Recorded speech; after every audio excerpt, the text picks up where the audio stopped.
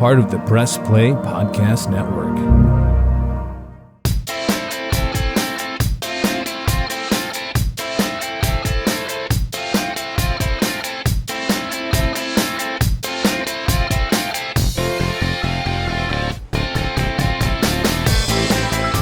Hi, everyone. Thanks for stopping by to the latest edition of the Sabol Brothers on the Baseline podcast, all part of the Press Play Podcast Network. We are your hosts, John Sabol. And I'm Scott Sabol. Thank you for tuning in and thank you for subscribing. We have a very, very special guest. We are honored here. So let's get right to it. He is a sports legend in the entire state of Ohio, 5-time national champion head coach, 4 with Youngstown State and 1 AA.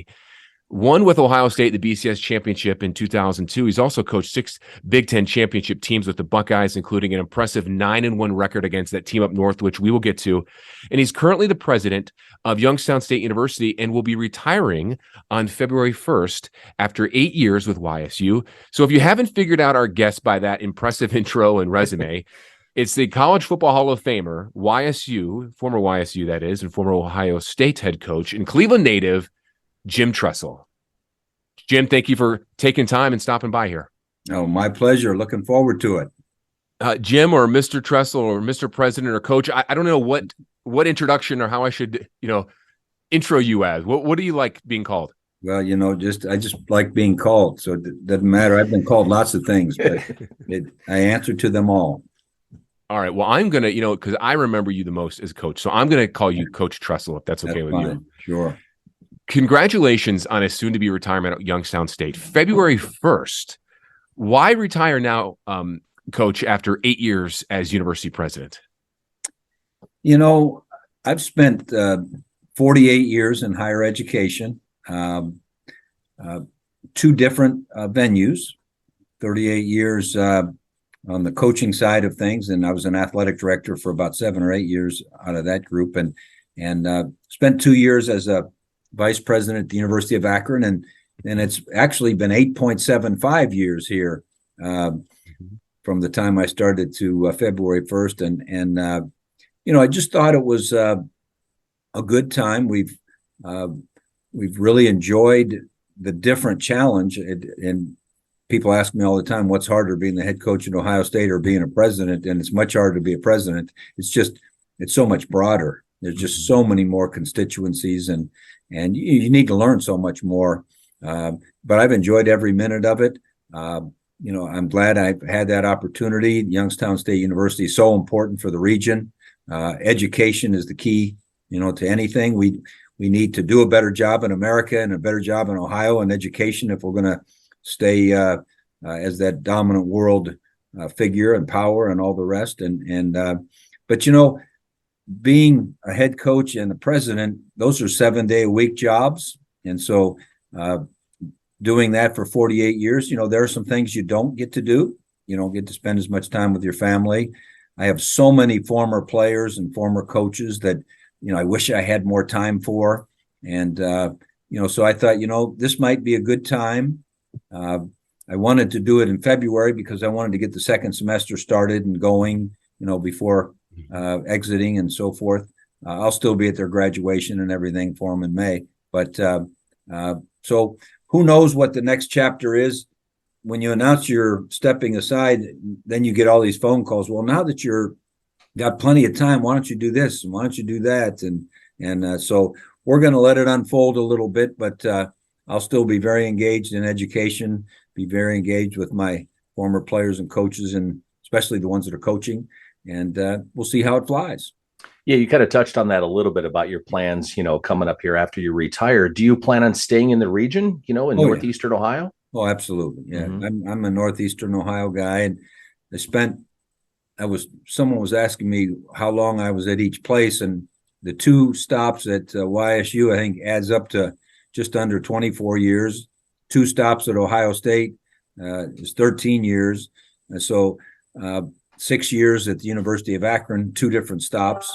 And I told him I'm going to stop short of going to Miami for a second time and Syracuse for a second time and live here in Ohio and Northeast Ohio. And I'm looking forward to it.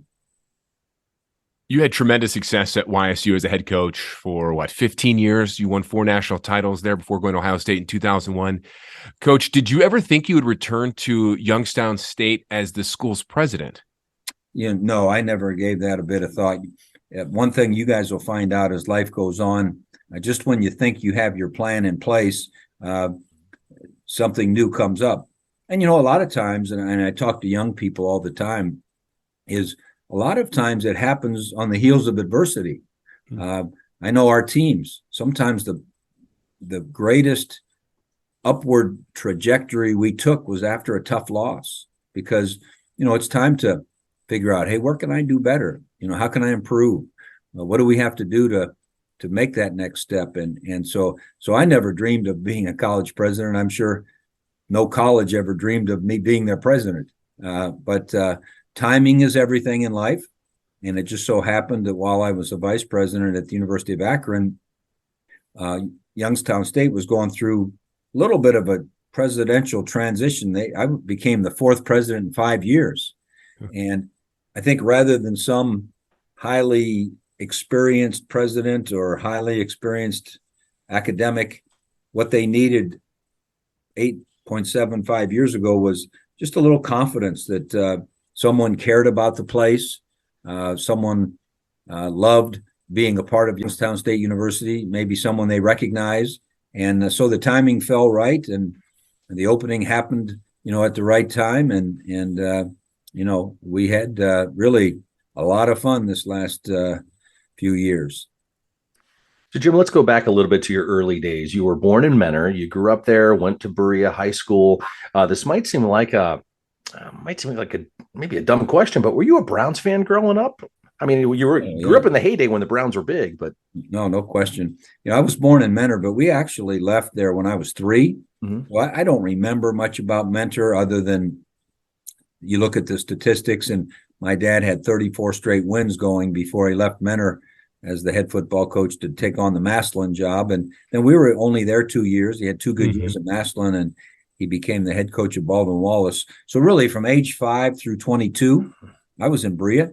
I went to Baldwin Wallace, went to Berea High School, and was absolutely a Browns fan. One of my best buddies in high school was Jeff Groza, the son of legendary Lou the Toe. And so, we got to hang around Mr. Groza and Vince Costello and, people like that were legendary.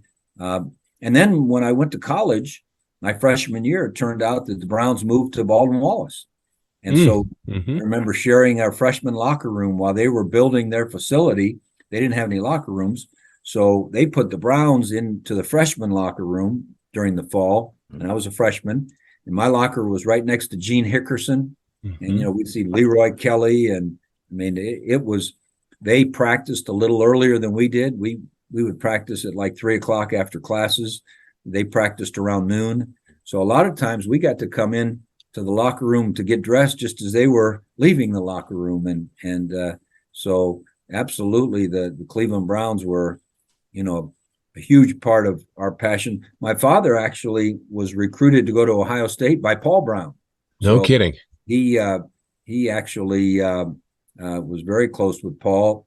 My father didn't end up staying there. He went one spring. My father was player of the year in the state of Ohio in 1942.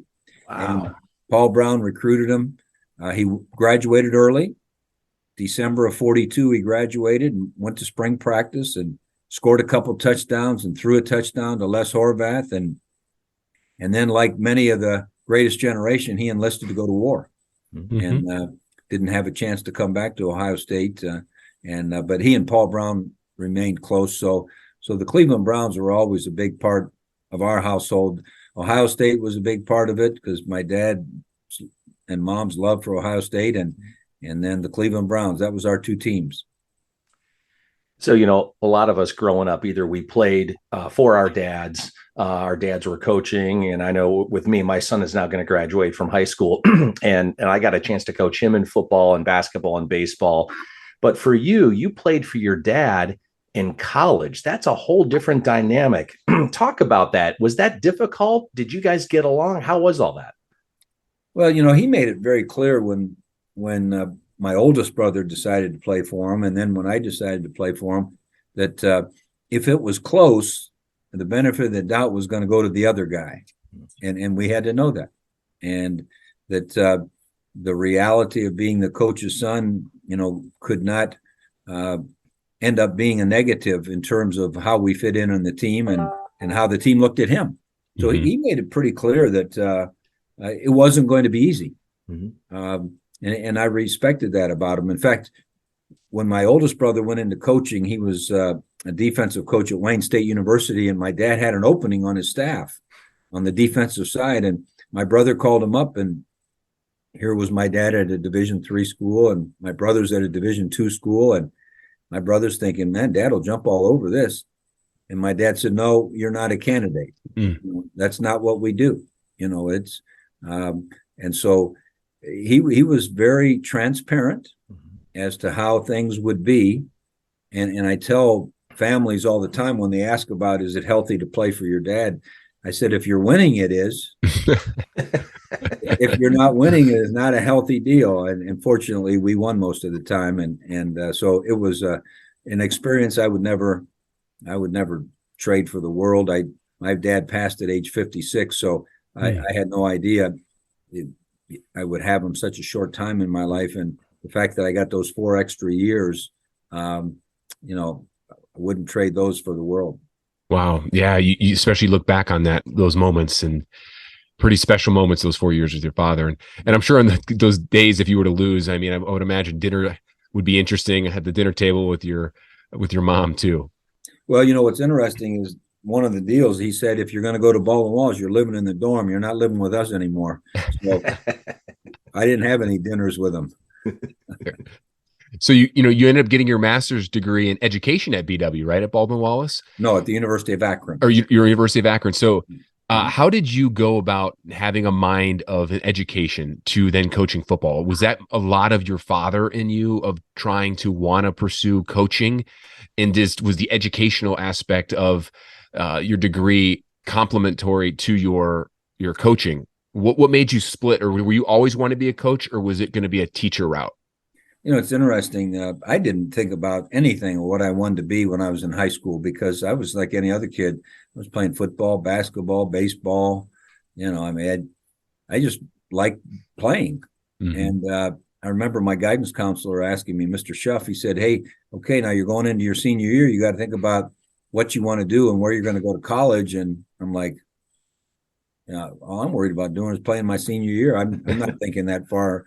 Sure. And he said, well, you need to start thinking about it. And so that's when I started thinking and maybe paying a little closer attention. My 2 older brothers decided to go to Baldwin Wallace. They both were in education. And I saw that my father was in education, and I saw the impact he was making and the fun he was having. He loved it. There wasn't a day where he said, oh, I got to go to work. He was at work most of the time and loving it. So I kind of made a decision that I was going to go and get a degree in education. I was going to teach high school, coach high school, and live happily ever after. And when I was getting ready to leave college, I got a lot of advice from people. They said, you ought to go get your master's when you're young, because if you get older and you got a family and it's a pain in the neck, and, you really ought to get a master's degree. And so I went to be a graduate assistant at the University of Akron with every intention of getting that master's and then going to a high school. In fact, while I was there, I interviewed for a couple of high school head coaching jobs and assistant coaching jobs. And then about halfway through that year that I was a graduate assistant, we had an opening on the staff at the University of Akron. And Coach Dennison, who still one of the greatest guys I've ever been around, gave me the opportunity to be a full-time college coach. And I wasn't getting any traction. No one wanted to hire me at a high school. So I thought, well, I better take the job that's being offered. And, 38 years later, I'm still in college. We'll have more with Jim Tressel right after this. The R&R podcast going to be rocking and rolling with you because football season is underway. College, Ohio State, the Power Fives, the MAC, the Browns. Michael Regai, are you ready to rock and roll with some football? Kenny, I've been ready. This is our time of year. This is what R&R is all about. We're going to be with you every week. Kenny just said it, Browns, NFL, Ohio State centric. So you got to stay with us all fall and winter long here on R&R. That's right. The Regai and Rhoda podcast coming to you here on the Press Play Podcast Network. Subscribe now and don't miss a show. What's up, everyone? Chase Smith here, host of the Chase Smith Podcast, and my podcast reflects who I am. My hobbies, my interests, my passions, my curiosities, my careers, my questions, and my family. I'll spend time talking about all types of sports, movies, TV shows, trending news stories, and other cultural events, and even faith. This is who I am, and I hope I can get to know you as well. Join me on the Chase Smith Podcast, and let's have some thought-provoking conversations, only on the Press Play Podcast Network.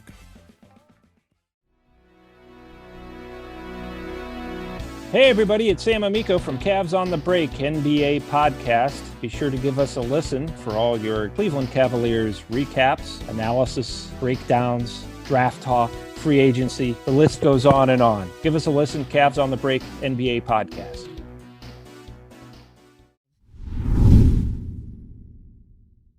And it's interesting when you look back, Coach, of where coaches go when you're talking college football, where they start and where they eventually get to.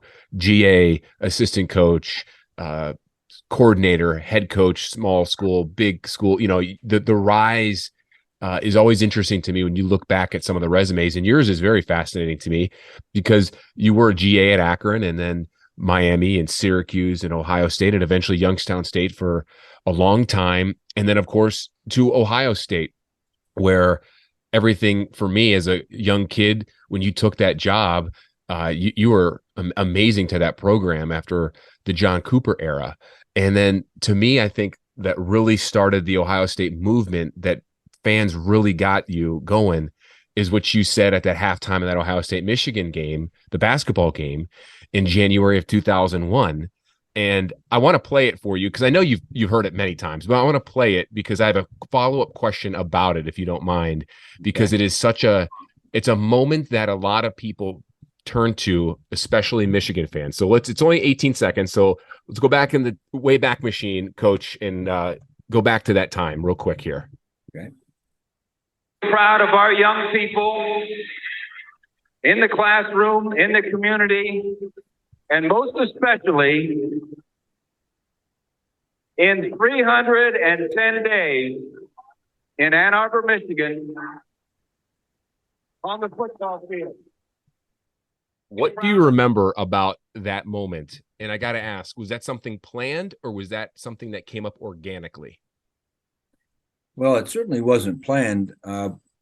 After our press conference and so forth, we were running around doing various things. I remember making recruiting calls and so forth. And then there was, I don't know if it was the same night I was hired or I don't know. But anyway, we end up at the basketball game and they said, hey, look, at halftime, we're going to go out and you're going to wave to the crowd and, we'll go from there. And I said, okay, I could do that. And so we walk out on the court and I wave or whatever, and they hand me the microphone. I said, what? That wasn't part of the deal, but then, I thought to myself, I knew that one of the focus points in my interview process was I wanted to make sure they knew that I knew what was important to them and to the Buckeye Nation and to the kids playing, most especially. I mean, the kids playing there wanted to flip that rivalry. And so I thought, well, while I've got their ear, I'll make sure they know that I know. I'm certain that I didn't have the intention of painting myself in the corner with a promise, but everyone certainly spun it that way. But fortunately, we kept the promise. Yeah, fans say you kind of broke Michigan from that point on. OSU went 17-2 through, I think, 2021. looking back, I mean, like you said, people kind of paint that narrative. It's kind of hard not to agree with that, at least partially, wouldn't you think? Well, I think,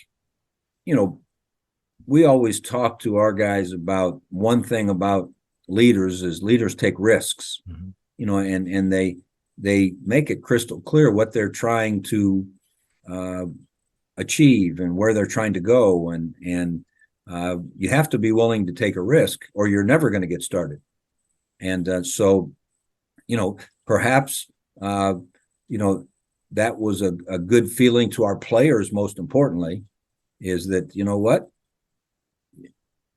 The head coach has just taken us out on Front Street and told everybody we're going to win. So we better back it up. And then I think when we won that game, because that was so unusual, Craig was the backup quarterback and they were really good. It was up there, it's hard to win up there.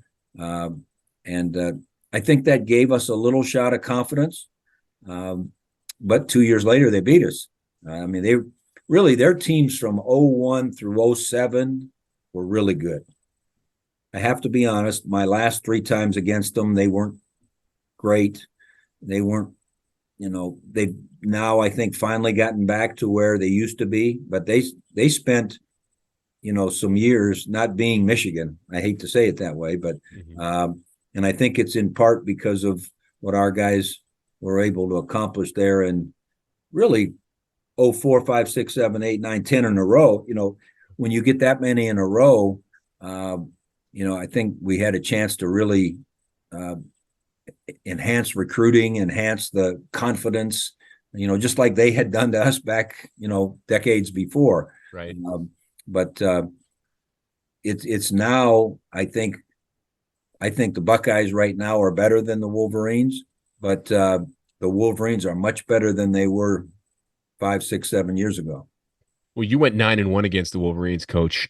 You had a lot of success, clearly. Urban Meyer had the same success, went undefeated in less years after you. But why did you specifically have success against them? I mean, is it the recruiting? Is it the mentality? Is it catching them on a downward position in their program? Is it a mixture of all that? Can you pinpoint one thing? I often think about I think history is an important subject. The study of complex design as to how things occurred is really important going forward. And everyone says, "Oh, we don't need to study history. We're a high-tech area and so forth." But so as I look back at the history of the rivalry, which again, let's make the preface that the rivalry is what's important. So if you look back at the history, the first 25 years of the history, I don't know if we won a game or two. And then as it was going forward, I think there were a couple key things that have given us a chance to get it back toward closer to 500. I tell people all the time, I want to live long enough that we're 0.501. Right. I know. Yep. The rivalry. But I look at the hiring of Paul Brown as being a huge first step in history, because at that time in the 40s, 30s, 40s, the top players from Ohio, they went to Notre Dame, they went to Michigan, they went to Iowa. They didn't necessarily pick Ohio State. And I think Paul Brown really, because he was an Ohio high school coach, I think he really got us back into the recruiting race. I think the second thing, as I look at history, if you think of after Paul Brown, it was pretty nip and tuck. Woody's, time there, he was 16-11 or something like that. And Earl was 5-4. And, so we were back to, nip and it was a pretty even rivalry. But when you start from so far behind in history, it's hard to catch up when it's pretty even. And so I think the next thing that really was an important step was beginning in 2002, it really was very hard for Michigan to get the good players from Ohio. And if you looked at the history, and again, you always study how people got good. If you looked at the 90s, when Michigan had the upper hand, a bunch of those players were from Ohio. Yep. And if you look at the 70s and the 80s, when Bo was there, Bo was an Ohio guy, so he recruited his whole staff was from Ohio.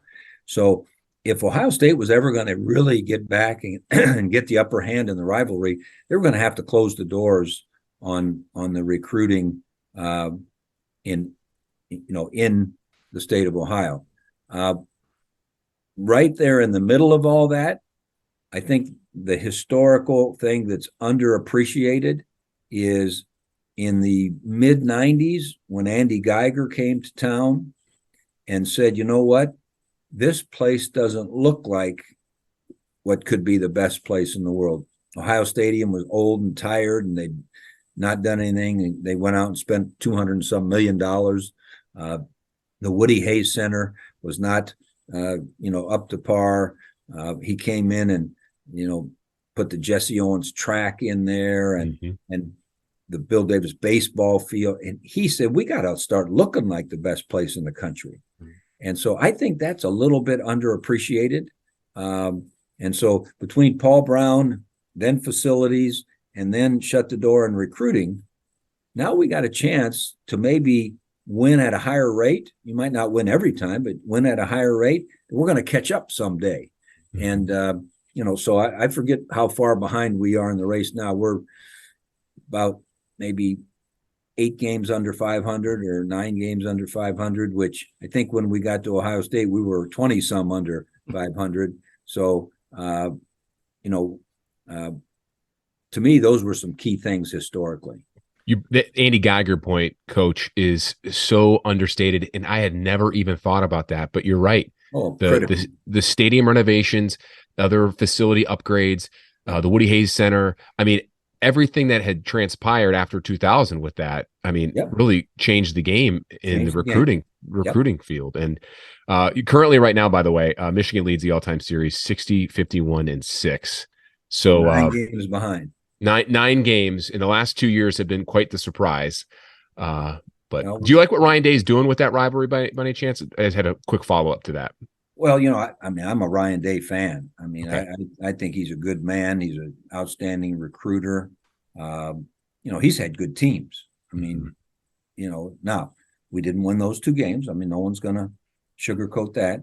I think that he's the kind of guy that's going to grow. He was 40 years old when he got that job. And first time head coach. I'd had my head bashed in for 15 years as the Youngstown State coach. And so Ryan will be just fine. He's a good man. He'll continue to recruit well.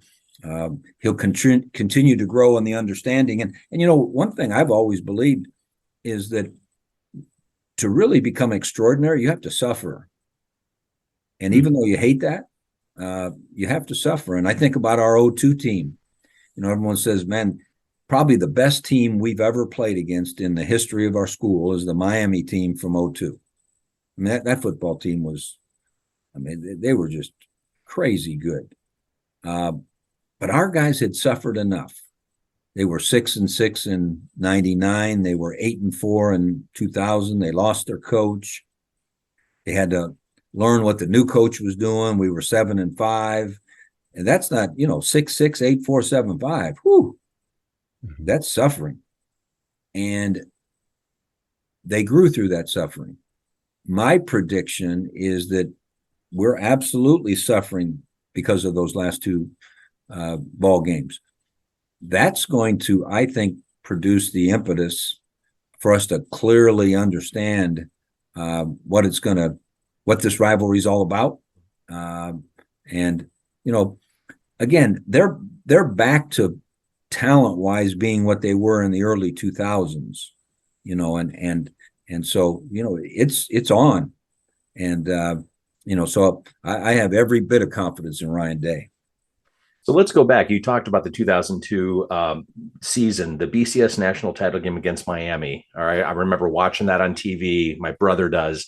At what point in that season did you go, all right, you know what, we're the real deal, we can win this? Was there a turning point, or is it something that was organic and slowly grew as the season went on? I'd say probably the turning point was when the Michigan game ended, because every game we had, those first 13 games, I mean, they were battles, and they really refined us. They really made us, we became a very tough football team. Now, we had a gigantic task in front of us with Miami, but we had 40 days to prepare for that. And but it was at that point, because really think about it, the game before Michigan, we had to go into overtime at Illinois. The Purdue game, Cincinnati, we could have lost. I mean, the Wisconsin game was a battle. So Penn State, she was a battle. So we didn't skate through the season by any means, and Michigan was good as heck, and so. But I thought after getting through that regular season that we had a chance if we took the 40 days and had the right attitude, that we could be really good. I know, Coach, your exit at Ohio State wasn't what you wanted, what fans, didn't want. You're still beloved by Buckeye Nation. I know you've been back to the university many times in the last few years, especially since leaving in 2010. Now that it's been more than a decade and you've held, different jobs since, when you look back at anything, was there anything that you learned from that experience that taught you, any regrets or anything like that? I think it's a reinforcement of what we were just talking about earlier. Sometimes you need to suffer. Sometimes you need to learn lessons. There are going to be times where it doesn't go the way you'd like it. And some ball games that you lose, maybe you did all right, but it didn't turn out, the way college football, changes at such warp speed at what it's all about, and it's toughest on the players. It's not, the coaches have to adjust to it, but we're adults and we have to handle the ups and downs. But so one of the things I have said for the last 10 years that was a great life lesson for me was, you've got to make sure you don't get so busy going from one thing to the next that you can't handle the task at hand, that you can't stay on top of the fundamentals. And, I think about that as a president now. I mean, there are so many things that are going on and so many things they want me to be doing, but, I got to make sure that, my blocking and tackling is taken care of, and so, that was a good lesson. But I really think the more I've pondered life in general, watching teams, watching individuals, whether we like it or not, the toughest times produce the best future results. And so I have no, I don't know what the right word is. I'm not mad at anything that occurred. I'm not, woe is me. Every good thing that has happened, I'm not sure I deserved it. Every bad thing that has happened, I'm sure I learned from it. So I tell people all the time, when you get to a certain age, you can predict the future. And I'm now at that age. I hit age 70. And one thing I know about the future for you two guys is that there are going to be some up days and some down days. Yeah. That's just the way it's going to be. So if you think you're not going to have some, oh my gosh, moments, I can't believe that happened moments, you're gonna. And what's going to be the key to your future will be how you handle those moments. And that's why the game of football is so good. That's why I listen to my players talk about what they're doing later in life and how they're the lessons they learn to handle the disappointing times, to handle the times when they didn't win, when they didn't deserve to win, or whatever. So that's all part of that pendulum of life. Mm-hmm. It's a good life lesson. Life experiences can really mold you in the adversity that you learn and overcome from. Coach, you mentioned you're 70 years old. You're retiring from Youngstown State as a president. Do you ever see yourself coaching again? No. I wouldn't even know what Ryan Day's playbook looks like. I mean, people teased me that I only had one play. He probably has 401. There's a time for everyone. I used to sit there when I was at Ohio State, kind of looking across the sideline and seeing Coach Paterno there and saying, he's there because he can. But I wonder how many people have missed having a chance to be the head coach at Penn State because he can stay. Mm-hmm. And I kind of told myself I never wanted to be in that situation. I think about when people ask me, are you going to go back into coaching? You know what? Someone else deserves that opportunity. I was blessed to have 25 years as a head coach. We played in 9 national championship games. I mean, hey, I can't just because of my ego ask for, I ought to be able to go do that again. And so there's some good young coaches coming up, and I love watching my former assistants. One of the things I hope to do in retirement is go see Coach Freeman play, go see Coach Fickle play, see Coach Fleck play, see Coach Tucker play, watch my nephew be the defensive coordinator of the Badgers. Those kinds of things are fun. Go see Ohio State play. When you're the president of a university, I was at, everyone said, hey, you going to the Buckeyes game? So no, we got a game, that day. And that's who signs my paycheck.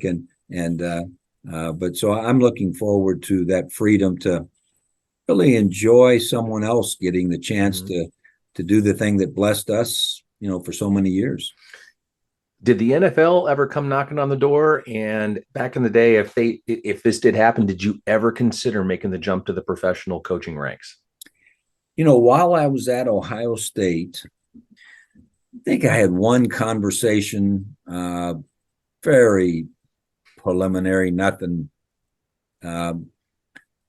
but really was never interested in that simply because I felt as if, and still do, as I'm an educator. Well, then as fate would have it, I ended up helping out Jim Caldwell at the Colts. Mm-hmm. And I thought, this is good that I'm getting a chance to do this because I'll see if I like this. And I enjoyed the heck out of, I was just there for one season, and Jim Caldwell might be the nicest human being ever on the face of the earth. But it also told me that this probably wouldn't be something that would be my first choice. Then after that, maybe once or twice, I talked to an owner when they had their list of like 20 people, that they were talking to. But it never really seemed to be something I was dying to do. Mm-hmm. And those jobs are too hard. If you're not dying to do it, you better not jump in that arena. Coach, 2 more questions, and then we have a couple rapid fire, and then we'll let you go. Again, we appreciate your time this afternoon here. Talking about college football, how things have changed. You mentioned, you joke about how Ryan Day's playbook is probably so advanced and so much bigger than what I had at Ohio State and Youngstown State. The college game has changed quite a bit. First, what do you think of NIL and the transfer portal? Well, the NIL, I guess when I think of that, I think of inevitable. I'm really disappointed as I look back over my 4 decades in college football that we didn't figure out, as the revenues were escalating and just exploding, we didn't figure out where might be a fair, inclusion of the student athletes in that. Us coaches were handsomely paid, the universities millions of dollars, and we never figured out, and we just kind of kept our thumb, nope, that's illegal, nope, so when I think of NIL, I think of inevitable, because when you're not being fair, inevitably it's going to explode. It's not going to be allowed to be forever. So now, unfortunately, because we didn't put good minds in the room and figure out how we should have done it appropriately. Now it's out of control. And it's going to be interesting to watch the evolution. I'm sure it's going to make it harder. I had the good fortune that everybody in my locker room had the same paycheck, zero, and there's something valuable about being broke. There's some lessons, that you learn. But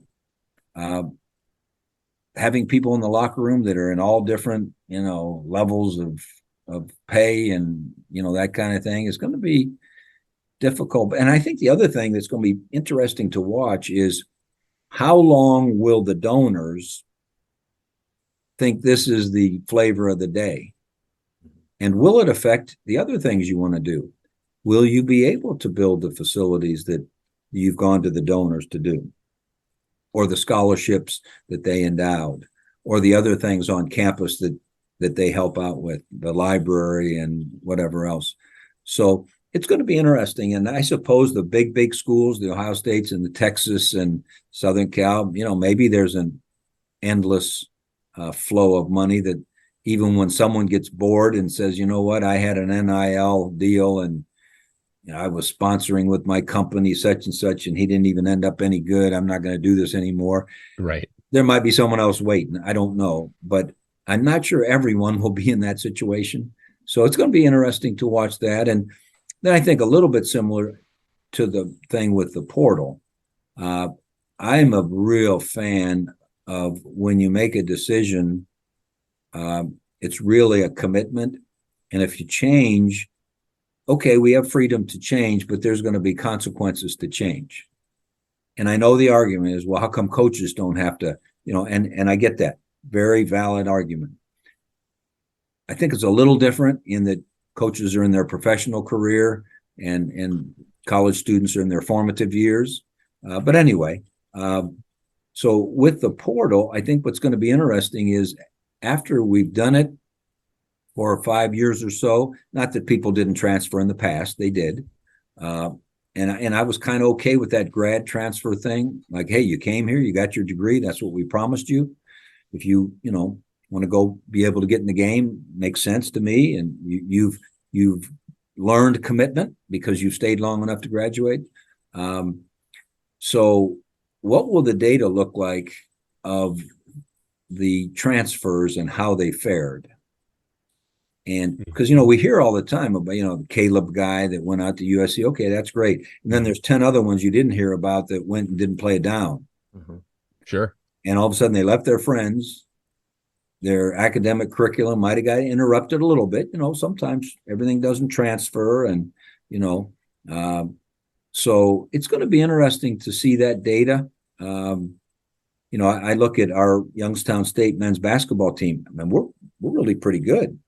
And we've got 3 or 4 transfer guys that weren't playing as much at like Dayton or, somewhere. And they're right now, last week we were number 1 in the country in points per possession, which I don't even know they had a stat for that. But we were ahead of Gonzaga and Purdue, I guess it was. And so the transfer portal has kind of been a good thing for the mid-range people in that the guys who were maybe 8th guy on the team at Dayton wants to be the guy getting 25 points a game. Hey, that worked out, so I don't know. We'll see. The only thing constant is change. And the only thing critical is data study. Mm-hmm. And so we're just going to have to see the data study of both the NIL thing and the portal thing and always keeping in mind things are going to constantly change. Speaking of data, college football, like the NFL, like baseball, basketball, and all sports, professional and amateur, it's become an analytical business. Things are being measured. You can use the analytics to, spit out all sorts of data, and it's being utilized at pretty much every level. I mean, you look back, more teams are going for it on 4th down now. The game is certainly a lot different than in the past when you coached. Do you like the changes in the game? I don't know that people thought that us dinosaurs didn't have data. Our data analyzing was, we analyzed everything. Mm-hmm. And so I think it's just become cute thing to talk about. And I think it's become something that people are, I don't want to say crutch, but almost a crutch. I'm a believer in the fact that there's a science to everything and there's an art to everything. And as soon as you get too much, you can't just go out on the field and say, I think I'll just call some plays because I got a feel. Well, no, you need data, you need film study, you need, to compare, can that guy block that guy? I know you think it might look good on the chalkboard, but your guy can't block him. So there's a science and an art to everything. That's why I think when I hear coaches described as winners win. Well, winners don't win because they're the best data guys. Winners win because they know how to use data, but they have an art about it. They just can do it. The painter can just paint. I can't paint. They have an art about it. And so I think some coaches have allowed the data to become their artistic director. And I'm not sure that's the best deal. Mm-hmm. Good points. A like lot of things to sit on and think about, Scott. I like that, exactly, because I'm a data guy. But you're right; it's the implementation, and there's an art to it. I love how you summarize that.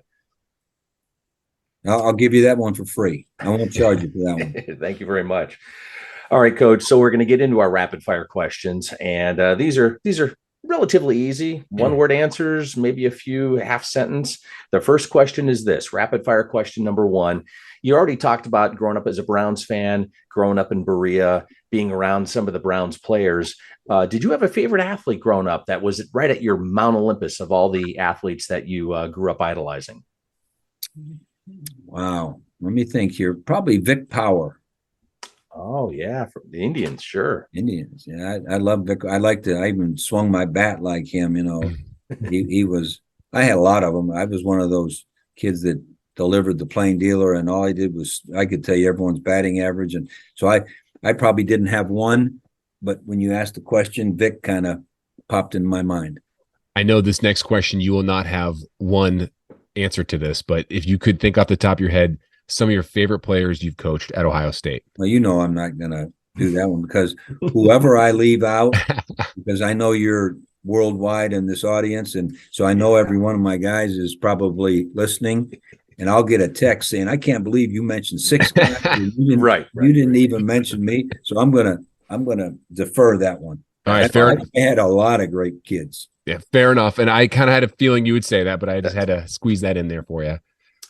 Do you have a favorite place to eat in Columbus or when you were coaching down at OSU? Yeah, Ellen and I liked the refectory. Okay. We're on the north side, right off of Bethel. Okay. That was kind of if we wanted to get away and, not have to, take pictures and sign autographs and whatever, the refectory was kind of our favorite. This is a kind of a fun fan question that I've heard asked before on radio shows and everything. And I've always wanted to ask you, and I can't believe I have a forum now to ask you this. Coach, how many sweater vests do you currently own? Oh, man, hundreds. Because really? Every place I go, I don't care if it's Huntington Bank, if I speak to their leadership team, I get a Huntington Bank sweater vest. If it's Medina Highland basketball team, I stop by because one of my neighbors, plays with, I get they give me I just spoke to Eastern Michigan's team the night before they played Kent this year because Chris Creighton's a dear friend of mine and Taver Johnson's on their staff and Brandon Blaney and Bed Needham, all guys that were at Ohio State with us. And so I went to speak and they gave me an Eastern Michigan sweater vest. So I've got hundreds. After football, what's your favorite sport?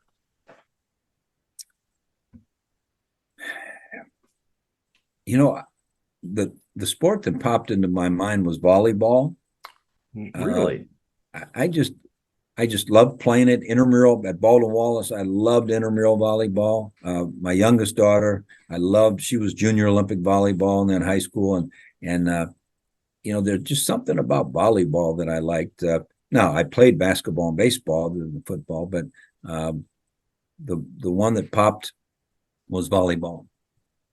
Besides the Horseshoe, what were your favorite stadiums you coached in?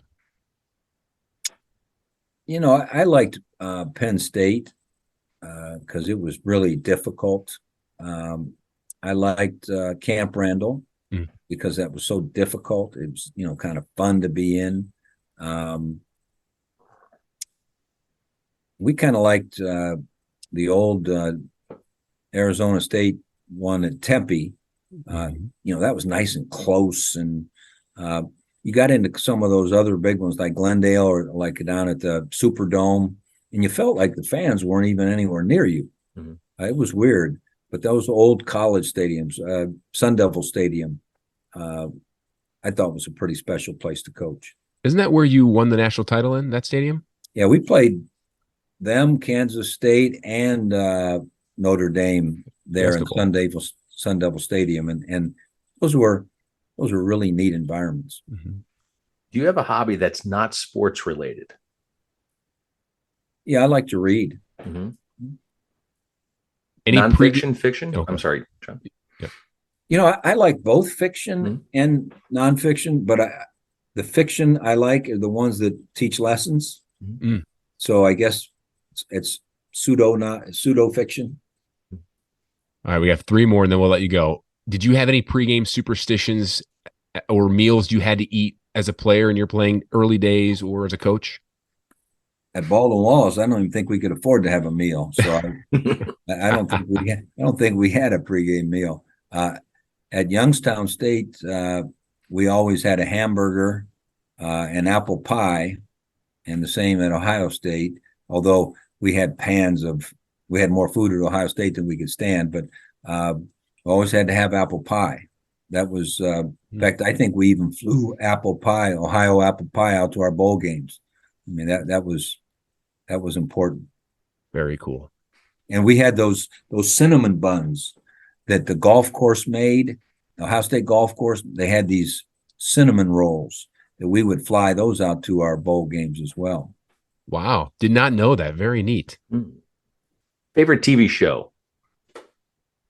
Favorite TV show, man. Yeah, one that maybe you're watching now if you have time, or you watched in the last several years. Or maybe one you had back in the day.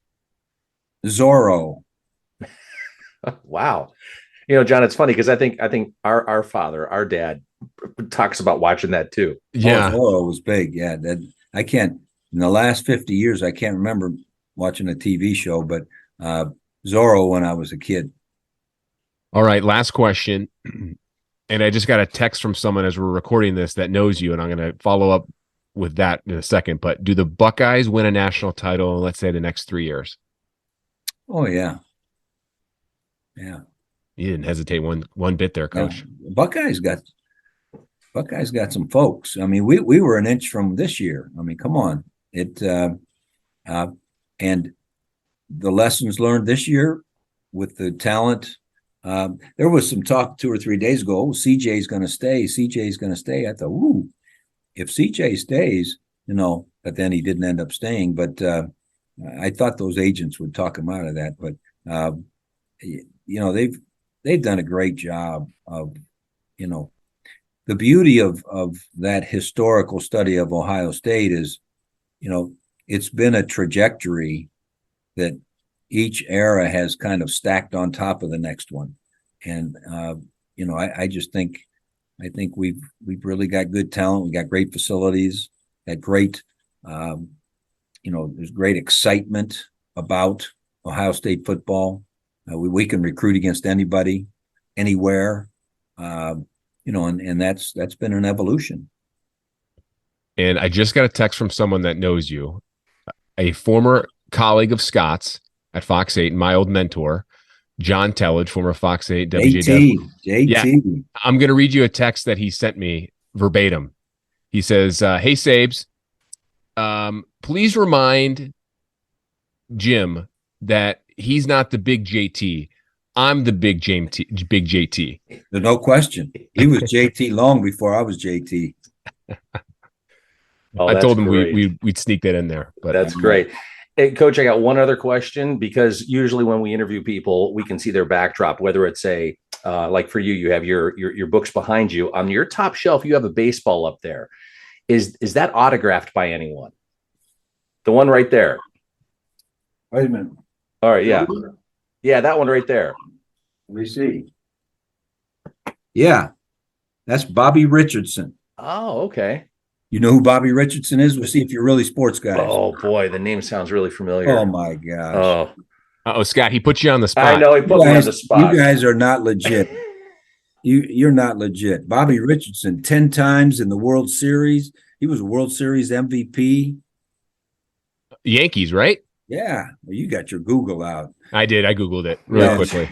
Whenever your eyes go down, yeah. When you're like this. Yeah, right. Exactly. Yeah, exactly. Yeah, Bobby, he's truly one of my heroes. He played from 55 to 66 for the Yankees, and might have been like the 10 World Series, and he was the MVP. And but I heard him speak, and I'll end with this. I heard him speak when I was like in 10th grade. I think it was 10th grade. And we were at a Fellowship of Christian Athletes camp. And he said, and this is after he retired in 66. And so this was like 67 or 68. So he was fresh. I mean, be like, your favorite second baseman retiring and you see him the next year. And I'll never forget, he said, if the game of life ended tonight, would you be a winner? And it's like, ooh. Because we were all there. It was a sports camp. We know what winning and losing is. Like, you can't have it back. And he said, the game of life. And so I kind of put my head down. You know how you do when you're in class and you don't want to call on you? I thought, well, fortunately, he interrupted all of our embarrassment or whatever we were all thinking and said, well, if you'd like to be able to answer yes, simply ask God into your life and make sure he directs your life. And if you'll do that, you win in the game of life. And that's why this ball is very important to me. He didn't sign it that night. I think I bought it at one of those auctions or something. I said, oh my gosh, Bobby Richardson. So. Wow. That is very deep, and man, it makes you really, really question and think about yourself and evaluate and really just improve and learn. That's right. Well, Coach, we're going to end on that positive note. We want to thank you so much for joining us here for almost an hour. I know I got a 2:00 call. You guys put me right up against it. That's fantastic, Coach. It's been a pleasure and an honor speaking with you and hearing good stories and motivation and just hearing about your life and where you're going. Looking forward to hearing from you soon. All righty. Well, enjoy and go Bucks, go Penguins. Go Guardians, Browns, Cavs. Oh, you know what my claim to fame is? You do know that. You shouldn't leave the podcast without knowing that. What's that? I was the first ball boy in the history of the Cleveland Cavaliers. No way. You didn't know that one. At the old Cleveland Arena? Cleveland Arena. Yep. But I was even before that. I was at the expansion training camp when they came and started their franchise. I ran the 24-second clock in practice. I washed their laundry. I took the balls out. I had the wristbands. I mean, that was back in the day. I would love to hear stories about that one of these days. Man. That is incredible. So I love that. I'm a Cavs guy before anyone was a Cavs. Yeah. Where was that place, by the way, before the arena? Well, the training camp was at Baldwin Wallace. And the way it ended up was Bill Fitch and Nick Maletti were the owner and the coach came, and they had no one else. So my dad's trainer became their trainer, and he ended up being an NBA trainer for the next 35 years. They needed someone to do the laundry and put the balls out and run the 24-second clock. So he sent me over and said, "You're doing this." That's outstanding. I was voluntold. Voluntold. That is fantastic. Yep. Jim, thank you so much for your time. We'll get you to that call. We'll check back with you sometime soon down the road. Thanks so much, and go Bucks. Yep. See ya. Bye-bye. Bye. So, John, we talked to Coach Tressel, President Tressel, for, 57 minutes, and we're ready to conclude. And then he throws the zinger in there that he's the first Cavs ball boy. Who knew? Who knew? And you know what? knew? I don't think that's been written anywhere. And if it is, I've missed it along the years here. That is just an outstanding random fact that deserves another follow-up conversation. And I had no idea, Scott, he was a big Cavs fan either. I didn't either. I mean, but you know what? I mean, if he's 70, so he was born in, say, I think 52, is that right? Or 50, I forget. So the point is, he was in his early 20s, late teens, early 20s, when the Cavs are just coming into existence. Yeah. So think about that. He was there at the right place at the right time. So he's born in 52. Cavs started what, in 70? 70. Yeah. So he was 18. Yeah. I mean, can you imagine that? Yeah, that's fantastic. Wow. So love the conversation with him. You know, I think the big take home message with everything is that you learn from your mistakes and you celebrate your victories. But I like what he had to say is that, in order to get, and I forget his exact words, but in order to get good and in order to win, you're going to have to suffer a little bit, and that's a hard pill for people to swallow. Right. And I try to write down his exact quote, and I may have messed it up. We can go back and listen to it. But I think he says, with suffering comes great results or success. And then he went on to say, the toughest time features the best results, meaning you got to go through a lot of stuff in order to, to come out. And that's why I think the best thing to happen sometimes in life is to fail. And you learn from it. And he has definitely done that over his career. And this is his stories about his father, stories about Ohio State and Youngstown State, and then just football in general, and a big Cleveland guy too. So very, very good times, and very happy to talk to him about it. And I love that he spent a lot of time, Scott, talking about that Michigan rivalry and how he is not worried a bit, and he likes what Ryan Day is doing. Yep, no question. And something interesting here, because he's exactly right when it comes to data and analytics. He's right. I know I'm a data guy, I know I'm a math guy, but they've been using this stuff for years and years. And it's the implementation. It's learning how to take all that information and the art of using that to your advantage. And some people can do it, some people can't. And to be fair, a lot of times we don't know exactly what they're using and doing. I know a lot of people love to tack on the Browns for their analytics or the Guardians or whatever. But his point and what he said, it was so dead on. And we couldn't have asked any more time with him. He went above and beyond our timetable, and we cannot thank President and soon to be former President of Youngstown State University and former Ohio State head coach Jim Tressel. Thank him so much. If you haven't already, please subscribe to the podcast wherever you listen to podcasts. Please give us a rating. It helps out the pod quite a bit. If you haven't already, follow us on Twitter at Sabol Brothers. You can follow yours truly at John_Sabol. And you can follow me at Scott Sabol FOX8. If you have a suggestion and maybe you want us to do some research and you have someone that's really interesting coming from Northern Ohio and you want us to maybe do a podcast and interview someone, send us a note. We'd love to hear from you. Send us a note on Twitter. You can find us on Facebook. Hey, we're open to any and all suggestions when it comes to Northern Ohio and Ohio sports. Yeah, it's a new year, and I'm glad we started off the new year with a tremendous guest as Jim Tressel. We always get some comments from people of suggestions, and we like those. So keep them coming. Hear you next time right here on the Press Play Podcast Network. Thanks for tuning in, everyone.